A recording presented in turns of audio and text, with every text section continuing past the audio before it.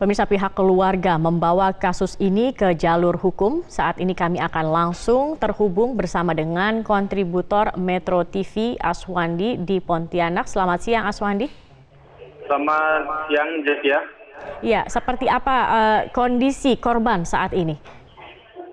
Iya Jokia dan pemirsa, saat ini saya berada persis di depan kamar korban AU 14 tahun yang sedang mendapat perawatan di sebuah rumah sakit swasta yang ada di kota Pontianak.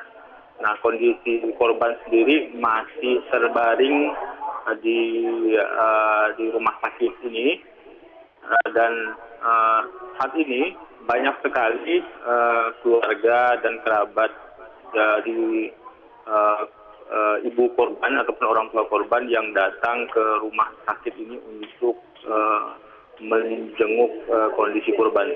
Dan beberapa saat yang lalu Kapolda Kalbar, Irjen Polisi Didi Haryono juga mendatangi rumah sakit ini untuk melihat kondisi korban itu sendiri. Sebelumnya pada pagi tadi, Kapolres Pontianak juga melihat dan berbincang langsung dengan keluarga korban. Baik, ini kan sempat mengalami pendarahan seperti itu ya, dan beberapa luka lainnya, terutama luka dalam. Bagaimana perkembangannya? Apakah sudah mulai membaik kondisi AU ini? Sebelumnya kemarin sempat dilakukan CT scan atau pemeriksaan terhadap kondisi kepala dan badan AU di rumah sakit lainnya yang ada di kota Pontianak. Nah, sejauh ini belum ada hasil pemeriksaan dari CT scan itu gitu. Nah, si pihak polisi juga masih menunggu hasil dari CT scan itu. Baik. Nah, sementara ya. Ya, silakan. Sementara itu dari pihak orang tua sendiri, Ibu AU yaitu LK, itu kepada saya menyatakan bahwa proses ini tetap terus dilakukan, proses hukum ini terus dilakukan. Jadi memang sebelumnya ada mediasi yang diinisiasi oleh Polsek Selatan yang sebelumnya di awal laporan dan kemudian diambil alih atau dilimpahkan ke Polresta Pontianak untuk mediasi. Hanya mediasi ini tidak berjalan dengan baik. Nah, orang tuanya sendiri berkeinginan proses hukum ini tetap dilanjutkan. Mungkin Baik, Aswandi, ini kan sudah dilaporkan begitu ya ke pihak kepolisian. Kemudian seperti apa perkembangan dari penanganan kasus ini dari pihak kepolisian? Pihak kepolisian sendiri seperti yang disampaikan oleh Kasat Reskrim Polresta Pontianak, Kompol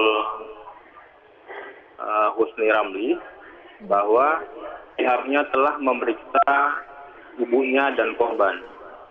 Nah, tadi pagi juga Pak Husni Ramli juga datang ke rumah sakit ini untuk menanyakan langsung ke korban apakah sudah bisa diperiksa atau belum.